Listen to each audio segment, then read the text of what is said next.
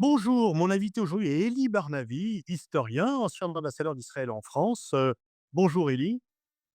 Bonjour Pascal. Alors, il y a un cessez-le-feu pour l'instant, ça fonctionne, le cessez-le-feu est respecté, il y a libération, d'otages israéliens contre les Palestiniens. Est-ce que, à ton sens, il peut tenir? Il y a beaucoup d'inquiétudes sur la deuxième phase de peut-être cet accord qui a été trouvé.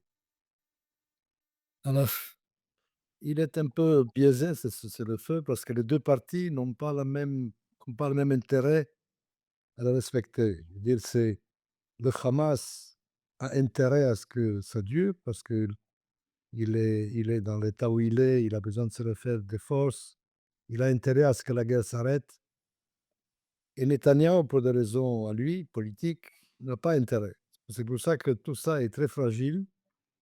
La première phase, il ira probablement jusqu'à son terme quand un cas, mais il y a de très forts doutes quant à la deuxième phase. Vous savez qu'il y a 3 phases dans ce Oui. dont la 2e est la plus importante puisque c'est là que doivent être libérés tous les otages et que le cessez-le-feu temporaire doit être transformé en une cessation des hostilités. Or pour lui, c'est un gros problème politique puisque, c'est les membres d'extrême droite de sa coalition ont annoncé, enfin, il reste un seul parti, l'autre est déjà parti, il a annoncé qu'il quitterait la coalition si tel était le cas. Or, quitter la coalition, ça veut dire, que le Netanyahou n'aurait plus la majorité à la Knesset et donc il essaie de toutes ses forces d'éviter cela et il met en danger sciemment, ouvertement, ils mettent en danger la 2e phase du cessez-le-feu. Les négociations n'ont pas recommencé, c'est-à-dire qu'ils mettent en danger clairement la vie des otages. Et c'est pas nouveau parce que depuis le départ, un accord avait été trouvé qui n'a pas été respecté. Est-ce qu'il a plus de chances, de respecter les engagements pris à l'égard de Donald Trump qu'à l'égard, de Joe Biden? En principe, oui, mais comme on ne sait plus exactement, si jamais on l'a su, c'est que Trump veut, c'est très compliqué à répondre. C'est que si Trump avait exigé par la voix lui-même ou par la voix de Witkoff, son émissaire, s'il avait exigé, l'arrêt de la guerre, il obtiendrait l'arrêt de la guerre. Mmh. Mais c'est pas clair. C'est-à-dire le séjour de Netanyahou à Washington, ces derniers jours, a été très étonnant de ce point de vue-là, parce qu'on s'attendait à un séjour, à un contact, dur, viril et à ce que Trump exige de lui, l'arrêt de la guerre. Or, c'est pas du tout ce qui s'est passé. Alors non seulement il n'y a pas eu d'exigence claire, du moins pas publiquement, mais il y a eu cette histoire extraordinaire de l'acquisition de Gaza, et donc et donc il est parti la queue basse, pour Washington. Il est rentré, revigoré, renforcé avec, l'appui du président des États-Unis. Alors l'appui de Trump vaut ce qu'il vaut, vous savez, c'est pas tout ça peut encore changer, mais pour l'instant, il a le vent en poupe et il a renforcé sa coalition parce qu'il peut dire à son partenaire, à son ministre des finances, Smotrich, il peut lui dire: «Mais c'est vraiment pas le moment de partir. Maintenant, voilà, le monde est devant nous». Voilà. Alors Trump a lancé un plan qui a, sidéré tout le monde. C'est un peu la fenêtre d'Overton. On dit des choses qui paraissent tout à fait, surréalistes, irréelles, inadmissibles et puis au fur et à mesure, l'idée chemine. Est-ce que, ce nettoyage ethnique, massif finalement, Sharon, lorsqu'il s'est, dégagé, unilatéralement de Gaza, voulait retirer à l'époque 1 400 000 Palestiniens du décompte, Israël, territoire occupé. Là, c'est aussi cela. Est-ce que ce qui apparaît quasiment irréaliste pourrait devenir réalité à force de coups de boutoir et de Trump et de Netanyahou? Franchement, je ne crois pas. Je ne crois pas. On est dans la politique fiction, heu, totale. C'est-à-dire, on parle quand même de plus de 2 millions d'individus. Ce n'est pas rien. C'est tout un peuple qui est là. Et on ne déplace pas tout un peuple comme ça. Ce n'est pas possible. Cela peut à la rigueur se faire, dans la fureur des combats, s'il y a une véritable guerre, il n'y a plus de guerre depuis longtemps. Ça fait déjà 1 an qu'il y a plus de guerre à Gaza. On ne se rend pas compte. Donc on ne chasse pas à froid, des millions de personnes de chez eux, c'est pas possible. Et donc ce n'est pas un plan, c'est une lubie comme, Trump en a beaucoup, dont il commençait petit à petit à se dégager.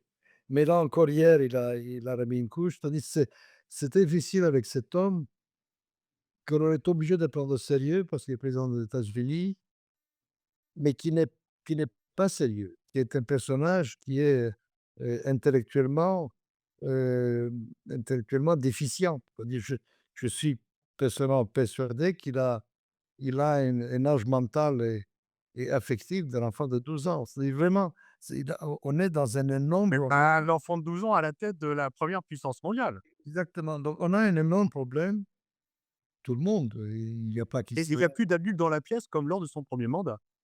Exactement, il y a plus rien parce que cette fois-ci, il a compris et donc il s'est entouré des gens comme lui. C'est-à-dire, imaginez que l'adulte dans la pièce, l'homme le plus posé, le plus sérieux, c'est Marco Rubio, c'est son secrétaire d'État. Bon, voilà avec qui on était obligé de travailler. Alors, Israël et les Palestiniens sont un élément, mais c'est un homme qui est en train de démanteler l'État américain, tout simplement, la démocratie américaine.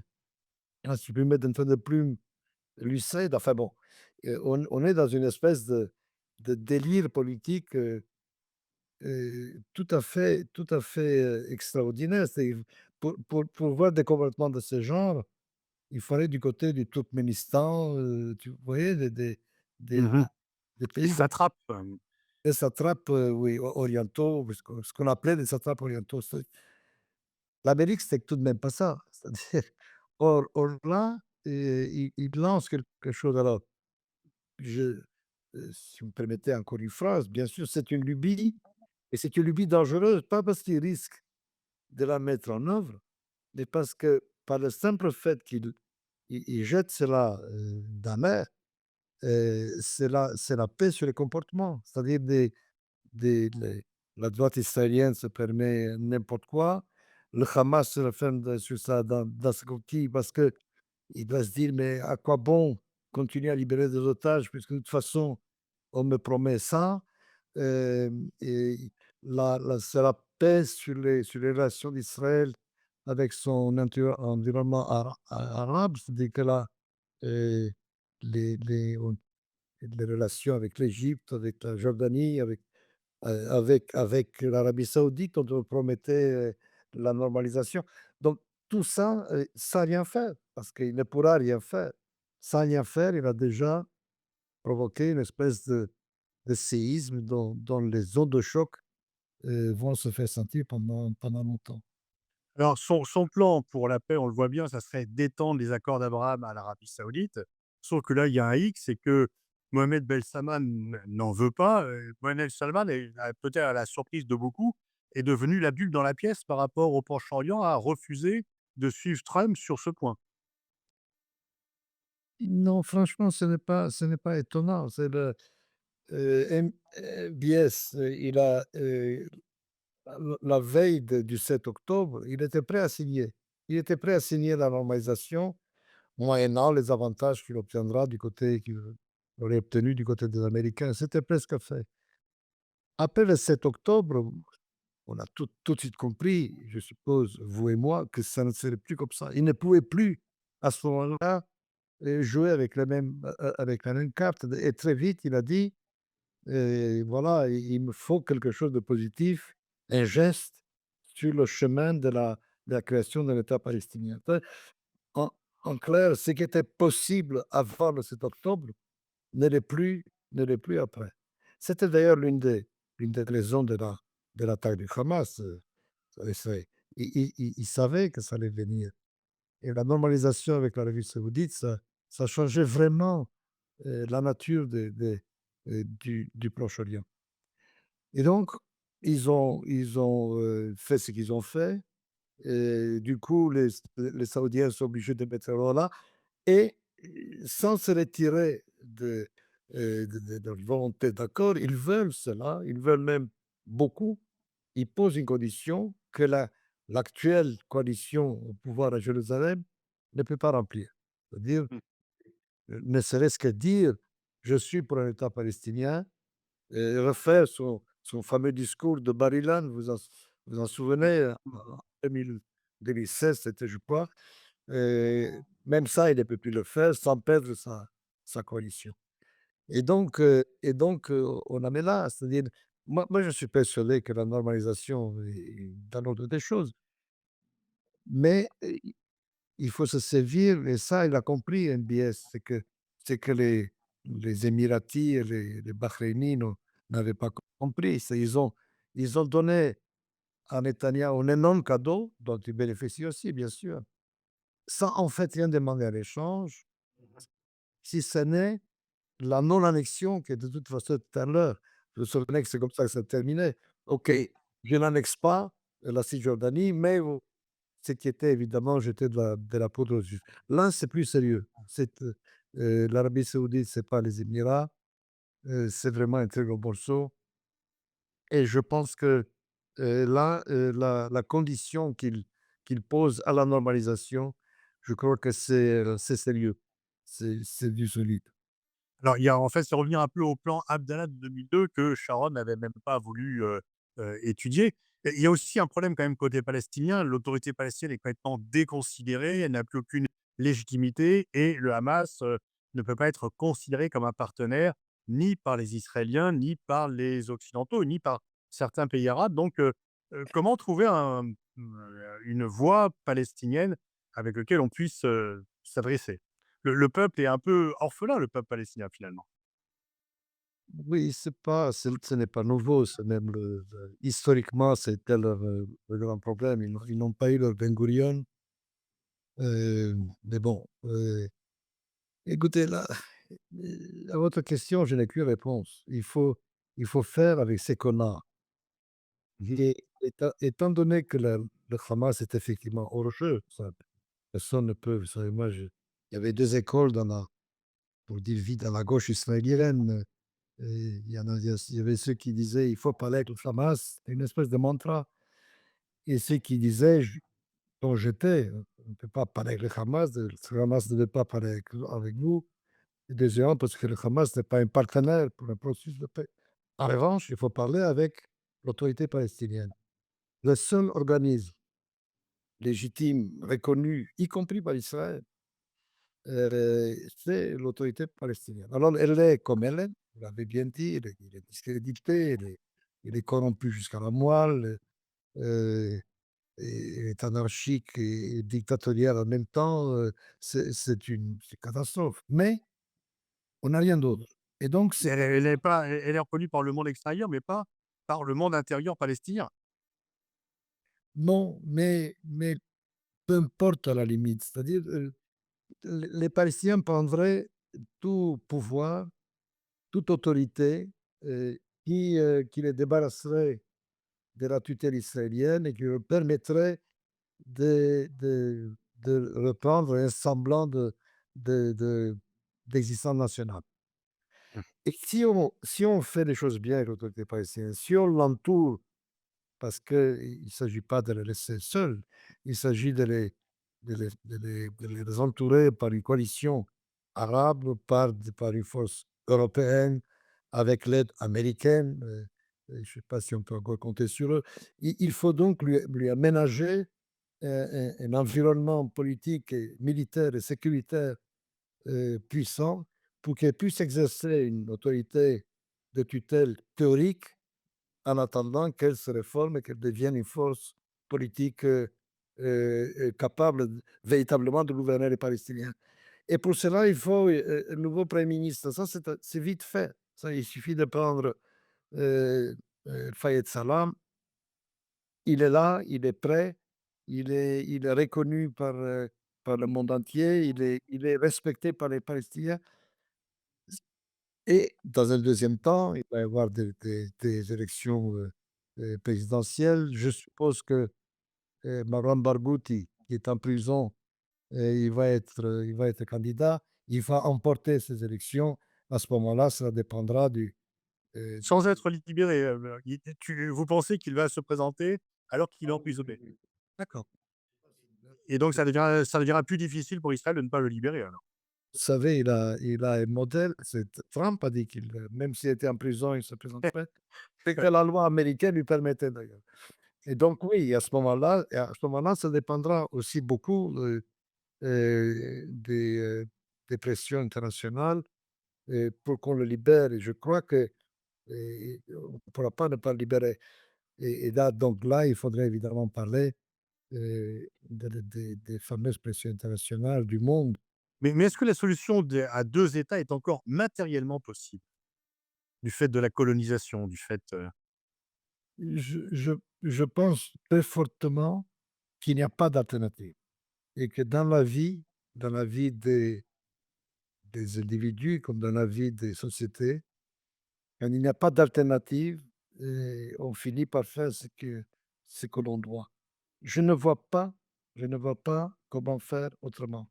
Alors c'est de plus en plus difficile, mais ce n'est jamais impossible. On parle toujours des implantations, ce qui est vrai. En fait, les, les, les implantations véritablement problématiques, celles qui sont au cœur de la population palestinienne en Cisjordanie, ben, c'est entre 80 000 et 5 000 colons. Tout le reste, la masse étant le long dans des colonies le long de la ligne verte. Et oui, dans tous les modèles de règlement du conflit, devaient être annexés à Israël moyennant des restitution de territoire, et donc 80 000, 100 000, les plus déterminés, le plus souvent armés, tout ça, c'est un énorme problème. Mais ce n'est pas un problème insurmontable. Et j'ai toujours dit, ça fait des années que je dis, que le règlement du problème passera par une forme quelconque de guerre civile. Il faut bien le dire, pas guerre civile en espagnol, si vous voulez. Euh, Quand on dit guerre civile, solution de force quoi, une solution de force. mais des affrontements durs. Et si l'État le veut, il est capable. Et c'est pas, le problème n'est pas là. Mais surtout, Le camp de la paix est quand même en mauvaise posture en Israël, la société israélienne glisse de plus en plus à droite pour ne pas dire à l'extrême droite. oui, c'est exact. Mais enfin, le camp de la paix, il est toujours là, mais il est mieux. Ces gens ne se sont pas évaporés, ils existent toujours. Mais Est-ce que vous estimez que vous êtes suffisamment soutenu, par le monde extérieur, notamment par le monde occidental? Puisque, à vouloir préserver Netanyahou, à empêcher les critiques de Netanyahou, finalement les occidentaux, les diplomaties occidentales jouent un peu contre le camp de la paix en Israël. bon, ça fait longtemps que je dis que l'Europe ne fait pas son travail. Enfin, c'est notre ami commun, euh, Hubert Védrine, là, c'est entendu de moi. La manière dont l'Europe, les États-Unis, jusqu'à maintenant, je ne parle même pas de Trump, ils ont traité Netanyahu et son gouvernement euh, vraiment de fou, quoi. Il faut dire que c'était un gouvernement tout à fait exceptionnel dans les pays démocratiques où vous n'avez ça nulle part. Ben c'est une honte. On l'a laissé faire. Et Biden, de ce point de vue-là, était d'une faiblesse insigne. Alors, par exemple, ce que je demande aux Européens, depuis longtemps, c'est ne serait-ce que ça, ils ne sont pas capables de faire, c'est reconnaître l'État palestinien. Alors on me dit, c'est pas le moment, ça sert à rien, c'est symbolique. Oui, c'est symbolique, mais les symboles comptent. Et surtout maintenant, ce serait ce serait la réponse la plus forte, la plus ferme et sans doute la plus efficace à cette espèce de folie et de prise en main par les États-Unis de Gaza. C'est reconnaître l'État palestinien, mais dire où il doit se trouver, c'est-à-dire en Cisjordanie et dans la bande de Gaza. Ça, c'est quand même plus compliqué. Je veux dire, mais il ne faut rien. Il ne faut rien. C'est-à-dire, même la moindre des choses aurait été d'imposer des sanctions aux éléments les plus extrêmes des territoires. Ça n'a pas été fait. Il y a eu 3 ou 4, je ne sais pas quoi, tout ça est risible. Donc c'est vrai qu'on n'est pas aidé. Alors d'un côté, bah, on est on est moins nombreux qu'on l'était, on est abasourdi par les tentatives de démantèlement de l'état de droit, que nous avons quand même réussi à bloquer, ce n'est pas rien, mais qui se poursuit quand même, cette tentative se poursuit quand même par la guerre qui rend toujours difficile, Mmh. l'opposition massive parce qu'il y a toujours une ennemie sacrée. C'est très compliqué de s'opposer, de faire de l'opposition efficace lorsque des soldats meurent au front. Bref, notre situation n'est pas bonne à l'intérieur et elle est catastrophique à l'extérieur. On n'est pas Surtout, il y a quand même, enfin, c'est de plus en plus difficile pour des gens comme vous, de vivre dans votre propre pays parce qu'il y a maintenant un solde migratoire négatif en Israël et ceux qui partent, c'est plutôt, les libéraux, et les gens qui, ne veulent pas vivre au milieu d'extrémistes de droite ou, d'ultra-religieux. Alors, je ne sais pas combien de quel chiffre on parle. On parle de 80 000 départs. C'est difficile de savoir parce que tout le monde ne s'en va pas en disant: «Je m'en vais pour toujours». Ouais. Les gens vont et viennent. Mais enfin, on estime quand même, il y a eu une caricature cruelle dans Haaretz, il y a quelques mois, où on voyait, dans un avion d'El Al, l'hôtesse demande, «Est-ce il y a un médecin dans l'avion?» et tout le monde lève la main. Là, ça voilà. C'est alors effectivement beaucoup de médecins, beaucoup de professions libérales, dans les professions de haute technologie et ceux qui nous viennent en échange, excusez-moi d'être brutal, ce sont des juifs français religieux.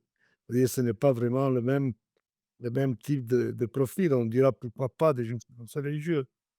Ben, pourquoi pas? Parce qu'ils votent à l'extrême droite et on a assez de mal on a assez de mal comme ça. C'est-à-dire que si ce pays continue sur cette pente, c'est-à-dire dans le cas d'une élection, disons, s'il et d'un changement fondamental, total de la nature démocratique de ce pays et de la nature démographique de ce pays, à ce moment-là, oui, ça rendrait le pays difficile à vivre pour des gens comme moi.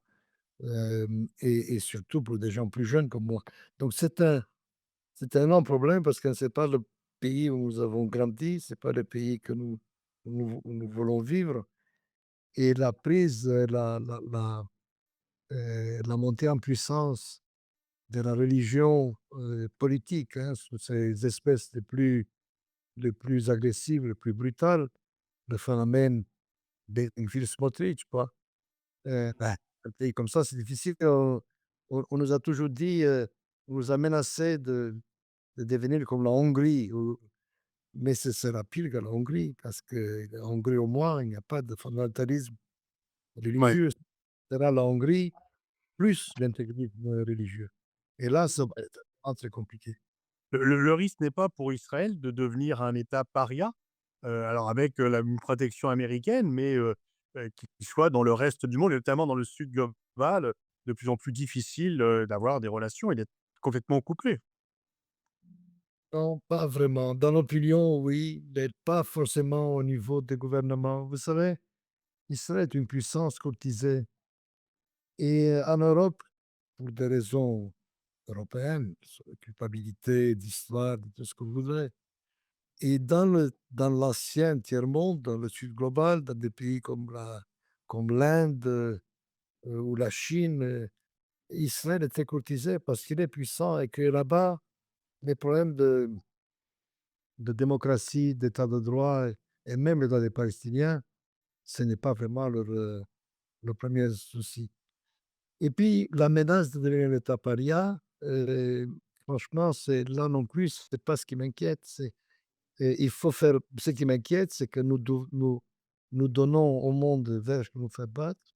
Ce qui inquiète, c'est que nous créons les conditions pour devenir un État paria. C'est une conséquence, ce n'est pas une cause. Donc c'est que ce qui fait peur, c'est que c'est ce qui se passe ici et à nos frontières. Alors pour l'instant, je constate que le pays a gardé de la ressource démocratique et une capacité de mobilisation que nous avons réussi quand même l'année dernière, la plus formidable série peut-être de l'histoire de la démocratie, de manifestations euh, hebdomadaires d'une ampleur vraiment impressionnante. Et nous avons réussi à faire échec à la tentative de coup d'État judiciaire. Et ça, et puis il y a autre chose aussi, je ne sais pas si vous avez aperçu, lorsque lorsque l'attaque du 7 octobre a eu lieu, l'État, s'est effondré. Les gouvernements se sont effondrés. Donc on a non seulement le gouvernement le plus extrémiste de l'histoire du pays, mais le plus incompétent. Il n'y a plus eu d'État et c'est la société civile qui a pris le relais, d'une manière tout à fait, étonnante, étonnamment efficace. Et donc je me dis que tout n'est pas perdu, à condition que la guerre s'arrête, parce que la guerre est une, impose un cadre mental qu'il est extrêmement difficile de combattre. Et même avec ça, on a des manifestations, quotidiennes pour la libération des otages. Voilà, c'est une Et mais situation. est-ce que les gens qui se disent pro-israéliens en Europe, en France et qui, se disant pro-israéliens, protègent Netanyahou, est-ce qu'en fait, ils ne desservent pas l'intérêt d'Israël à long terme? Et moi, je passe mon temps à dire à ces gens-là qui travaillent contre les intérêts de l'État d'Israël. Je l'avais dit dans une réunion avec délégation de l'AIPAC, vous savez, le lobby juif américain. À l'époque où j'étais ambassadeur à Paris, ils sont venus nous rendre visite. Ils étaient à Paris et ils ont demandé à me voir. Et je leur ai dit à l'époque, hein, on n'était pas, c'était bien moins grave que maintenant. J'ai dit: «Vous travaillez contre les intérêts profonds de l'État d'Israël». Ils étaient très choqués. Ils se sont plaints d'ailleurs, à mon gouvernement de ce que l'ambassadeur a osé leur dire. Mais moi, je suis persuadé que comme cet homme, vous savez qu'on dit ici, il y en a qui se demandent si Netanyahou n'est pas un espion planté par les Russes ou parce que ce n'est pas possible de travailler avec une telle efficacité à affaiblir, l'État dont il s'estime le dirigeant. Alors je ne crois pas que ce soit un espion russe, mais je crois qu'il le fait lui-même pour ses intérêts et ceux qui le soutiennent travaillent, je pense, vraiment contre les intérêts de l'État d'Israël. Alors expliquer ça aux Juifs français, c'est très compliqué. Merci, merci Elie Barnavi pour cet entretien passionnant et souhaitons que le camp de la paix, dont vous êtes l'un des plus éminents représentants, se renforce en Israël. Merci à vous.